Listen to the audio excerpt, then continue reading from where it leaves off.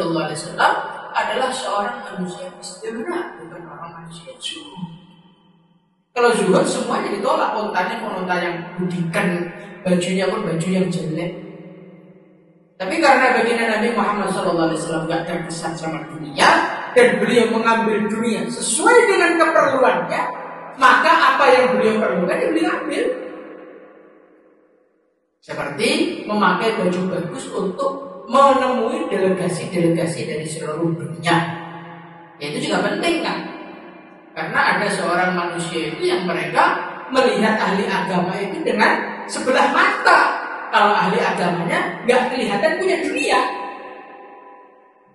Makanya kamu diundang di kementerian, naiknya yo gitu kan ya?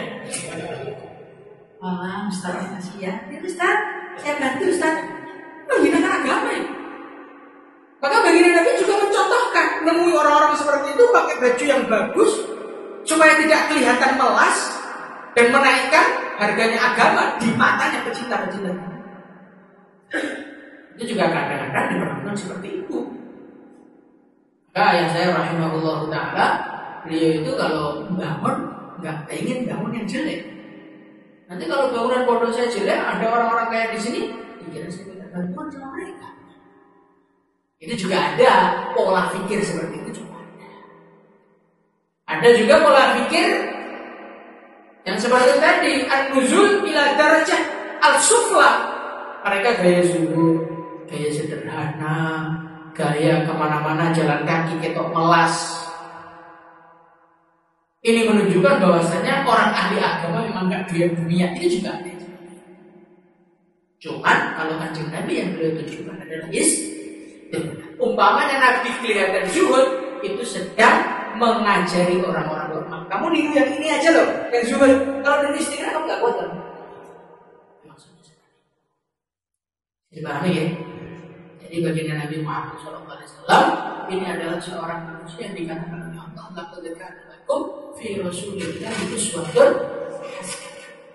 Baginda Nabi Muhammad SAW ini adalah sebagai uswah untuk umat. Dan umat itu macam-macam. Ada yang rakyat, ada yang raja, ada yang kaya, ada yang miskin, ada yang ganda, ada yang jelek, ada yang jomblo, ada yang nikah. Semua umat Nabi melihat Nabi bisa dijadikan sebagai contoh. Ini hebatnya Nabi. Orang miskin mau nonton Nabi, Nabi pas nggak megang harta, betul. Orang kaya mau nonton Nabi, bagaimana Nabi menggunakan hartanya, itu juga ada contohnya. Sehingga bukan berarti orang kaya sama dengan nggak bisa ikut Nabi, enggak. Orang kaya dia meneliti sabdanya Nabi dengan pemahaman-pemahaman para ulama, dia tetap bisa masuk surga walaupun tidak kaya. Orang yang punya istri, bagaimana memperlakukan istri, Nabi juga mencontohkan bagaimana orang itu memperlakukan istri. Nanti ada orang jomblo mau ikut Nabi, Nabi juga mencontohkan orang itu kalau jomblo hidupnya bagaimana tertibnya dipraktekkan kepada sahabat-sahabatnya. Jadi laqad kana lakum fi Rasulillah uswatun hasanah. Karena Nabi ini terlalu sempurna, maka umat itu ngambil dari sisi manapun bisa dapat begitu. Beda kalau orang itu niru Anda gitu. Maka dari ini kita ini ikutilah baginda Nabi Muhammad Sallallahu Alaihi Wasallam sesuai dengan pangkatnya masing-masing dan posisinya masing-masing. Yang posisi sebagai rakyat yang niru Nabi, bagaimana itu juga sudah diajarkan. Ketika jadi pimpinan, niru Nabi juga sudah diajarkan. Tinggal Anda mempelajarinya. Sampai sini. Nah, kemudian untuk memudahkan perjuangan kita, ya kita ini usahakan niru Nabi di dalam hal-hal yang mudah dipahami oleh umat.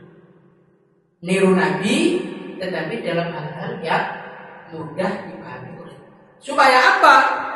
Supaya umat ini bisa mencontoh kita dan bisa dekat dengan kita.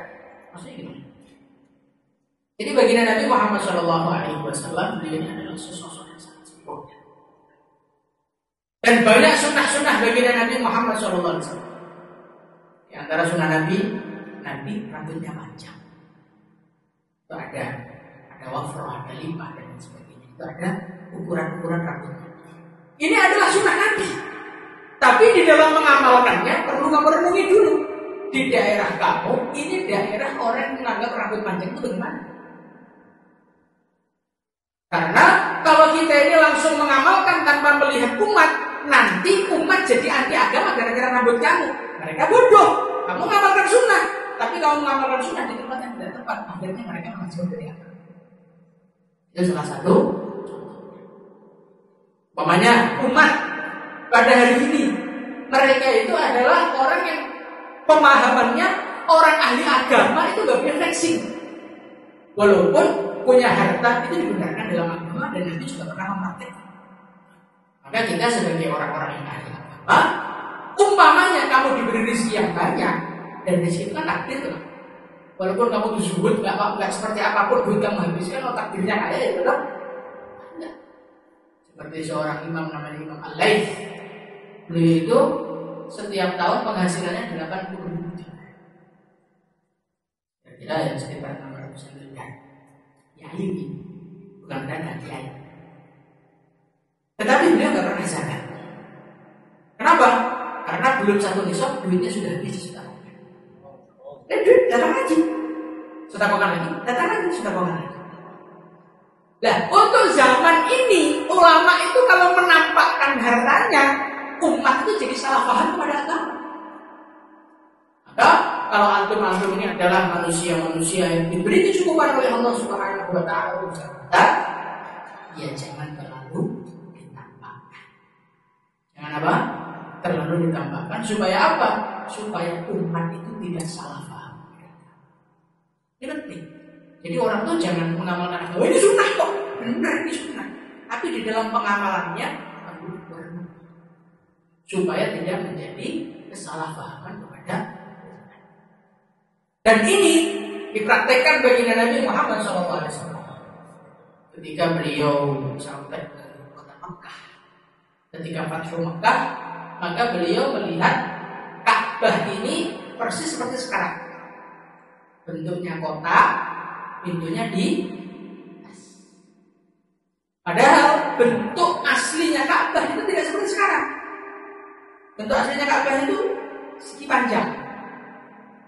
Ka'bah itu lebih melebar, bukan kotak kubus. Bukan kotak kubus seperti sekarang, kanan kiri, depan belakangnya kotaknya sama, enggak. Dulu Ka'bah itu lebih memanjang. Maka kalau antum ada rezeki sampai sana, tapi di sana itu ada namanya talang emas. Kamu tahu nggak talang emas? Talang emas itu suatu petunjuk dulu Ka'bah itu panjangnya sampai talang emas itu. Sehingga kalau antum bisa masuk ke Hijr Ismail, antum berada di jalurnya talang emas, itu secara hukum agama kamu sudah merasakan masuk. Maka bagi Nabi Muhammad SAW ketika beliau sampai Mekah, sudah menaklukkan Mekah dan sudah menjadi penguasa Mekah, Nabi SAW beliau mengatakan kepada Sayyidah Aisyah, kurang lebihnya Aisyah, andai kata bukan karena hadis